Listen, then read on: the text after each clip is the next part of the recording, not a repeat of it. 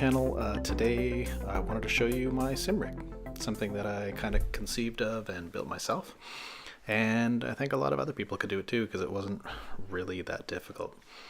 So I started off with some drawings, had a basic concept idea, ended up building one out of 2x4s to start with, and that was really heavy, so kind of switched it up thinking we do it out of aluminum, and you can see I thought about pulling one of the legs out of the support.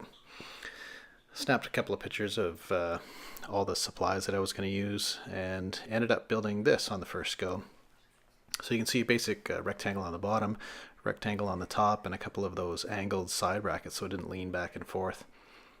Ended up going in testing it just the way that it was, and the forward and back motion was so extreme that ended up building another little triangle angled piece on both sides that reaches down to the front. That sturdy things up a lot, and at this point that's where it sits. So you can see I got the chair all mounted on, ended up going onto like a online used site and picked up a chair.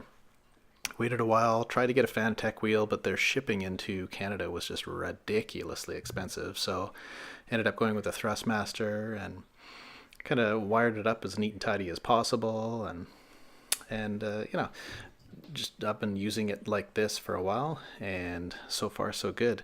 One thing that I have noticed is with the casters on the bottom where they're placed, actually the force feedback gives us a little bit of a rumble in the whole seat, which actually is kind of cool. Feels like you've actually got some motion in the seat. Pedal deck I did a little bit angled. And like I said, I originally concepted this for a Fanatec wheel, so I drilled holes with the prospect of having a Fanatec wheel, but no big deal. Ended up drilling just a couple more holes for the Thrustmaster T300 GT-RS, I think it's called, and literally 2 screws, super simple, bolts right on. It changed the placement of my seat a little bit because you can see it's got that overhang.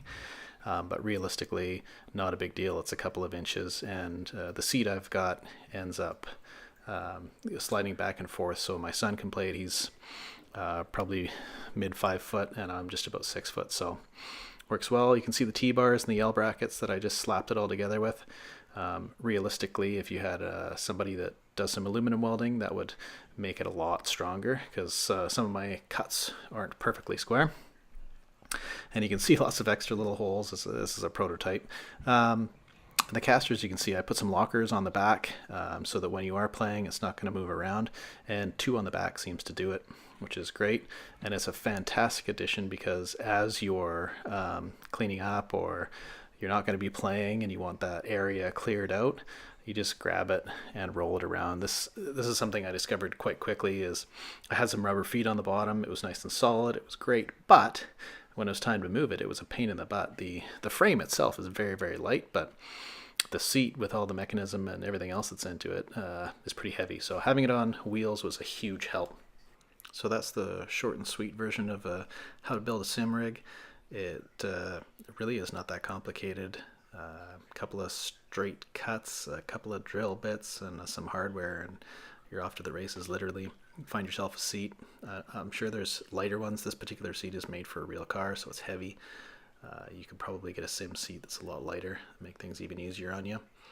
But I hope it inspires you to go out and try something. Like I said, I started with a 2x4 rig, and it worked okay. This one's even better. So we'll wrap it up there. Thanks for watching. If you have questions, drop them in the comments. Channel's just kind of getting going. I'm having some fun on the YouTube, so feel free to subscribe. I do a lot of GT Sport, FIA racing particularly, so I'm on fairly often live stream, and we'll post videos when I do well. Alright guys and girls, have a great afternoon, evening, morning, wherever you may be. We'll see you in the next video.